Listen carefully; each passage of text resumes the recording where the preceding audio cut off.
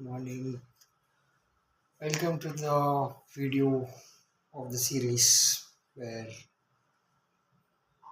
the series is called as the Art of Thinking Clearly. Where I'm gonna sorry, actually this is the series where not we are me. I'm covering up the book called The Art of Thinking Clearly.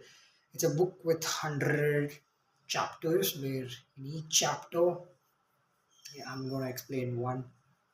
I'm going to take one video. It's almost 100 videos at the end of the series. So this is the seventh chapter. Actually, seventh and eighth are eight chapters are related to one concept, which is divided into the part one and part two. So I'm going to summarize the both chapters in one video. Yeah. So let's start. So basically, you are wearing a red color. I repeat, basically, you are wearing a red color goggles. Hmm? Now you wear, okay, Sigma.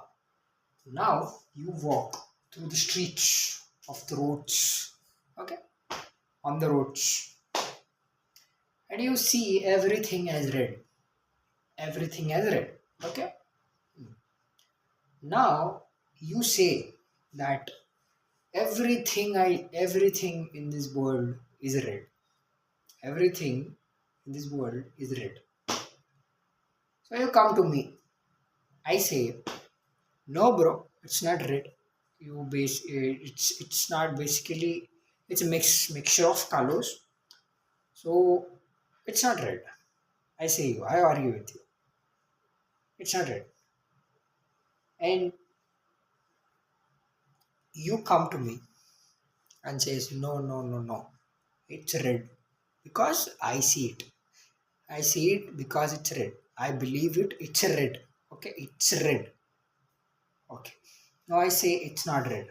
Now we are fighting each other. And I say to you that, bro, you are wearing specs. You are wearing a goggles. So please remove it and see the world. How it gonna look like. Now you are not ready to accept it. Now you are not ready to accept that you are wearing goggles. So that's the point. So basically the chapter is covers the fallacy called the confirmation bias, the conforming bias.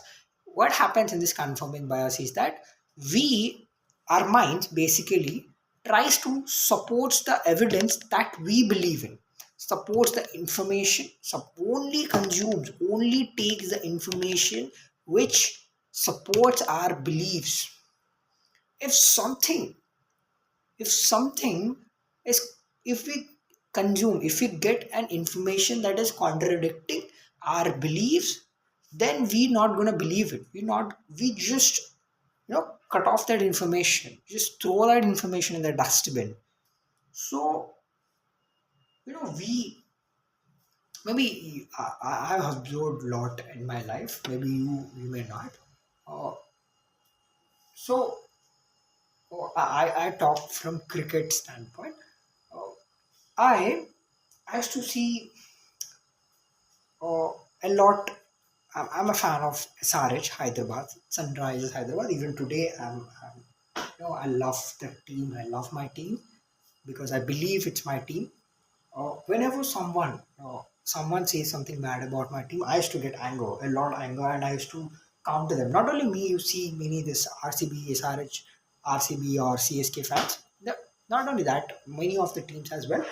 Whenever someone say something bad about their team, they get very angry. And some things may be real facts. So never we should never get anger when there we talk about facts. So people get anger because they catched up their own beliefs, and they're not gonna leave it because they think that it's their identity. So whenever you think it's your you whenever you think you believe something strongly, the more strongly you have the more strongly you believe in something, the more strongly you're going to resist about it. So that's called confirmation bias. And there was a beautiful experiment. When there was a good experiment conducted by the professors. Basically, the professor, what he does is, in the classroom of students, he uh, conducts an experiment with it students, where this professor goes to the challenges the students to guess the rule, and he gives the students three numbers, that is 2, 4, and 6, and challenges the students to interpret the rule. Okay, so after listening to this question, a lot of students, the students in the class, they say 8, and the professor says fits the rule, and someone says 10, and professor says fits the rule, and someone says 1, the professor says not fits the rule, and someone says -2, and someone again says not fits the rule. And people here says start saying, and they keep on adding two numbers, and the professor says fits the rule, and everyone, most of the people in the classroom, comes up with a rule, comes up with an interpretation that the rule is to add two numbers to the previous number. Most of the people, most of the people supports this rule that they came up with. But there was a student in the same classroom thinks differently. He, instead of believing the interpretation, the rule that are interpreting by many of the students, he just questions that and starts acting accordingly, starts interpreting entirely opposite. Like, he says every he each number, he says, he reduces the number one by one, he decreases the number. He says 16, he says fits the rule. He says 15, not fits the rule. He says again 14, 13, 12, 11, 10, 9, 8, 7, 6, 5. So again he says 20, 21, 22, 23. Then he understands that, he comes to a conclusion. He says the rule, that he interprets the rule in a way that he says adding 1 is a rule. And suddenly the professor turns the paper, and that's the rule that the professor has written down.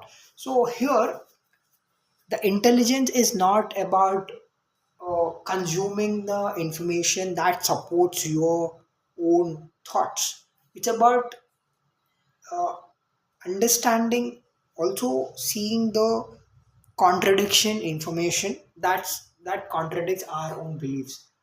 That's where the reality exists. That's why we as a persons, we as an intelligence wise, intellect wise, we grow. That thing I learned a lot in this past 1 2 years. Whatever we believe, as we have to question it, we have to interrupt it, because reality is not about what you think. Reality is about uh, both the negative and positive of what you think, and whatever the contradictions that you think for your beliefs, and whatever the positives that you believe in. It's combination, permutation, combination of both positivity and negativity that you believe as. But actually, there's nothing positive, nothing negative. The way it is. The reality is simple. So that's it. That's called conforming bias. So if we sum it up, this uh, before we sum it up, uh, how we deal with this. So I've come.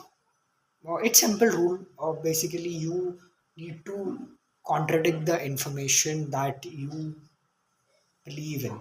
You have to question your own thoughts, question your own beliefs, question your own uh, preconceived notions, whatever it is. Then itself, you gonna consume the entire picture. When then only you're gonna consume the contradiction information, and that eventually builds up the proper picture of your the information that you carry on, and that's where the growth is. Actual growth is. That's what I believe. Now, currently, I am 19-year-old. So I'm doing these videos so I can see when I'm 30-year-old as well. I can see how much drastic change that I am, because if if I have the if I'm the same person and now as an intellect wise and as the person at the age after 4 5 years as well, then I guess I'm stagnated. That's called the death for me, actual death for me. Because if you stopped at your mind level, then nothing. We are just a living dead body. That's it. Yeah, this is the confirmation bias. If we sum it up, the confirmation bias is nothing but you. Our mind basically consumes the information which supports our beliefs, and it always throws out the information which does not take the information which contradicts our own beliefs. So that's it for the day. Thank you very much. It's very hard for me to make up a video. It's very challenging, and I'm struggling to make up the words. But I believe as I keep on doing in this 100 video challenge, maybe something drastic, not drastic, but something at least my fluency or the flow or the clarity of speech that I speak, that may change, or at least the comfortableness in front of making videos in front and making videos in front of the camera may increase. Thank you very much. Have a good day. Bye. We'll meet in the next video. Bye.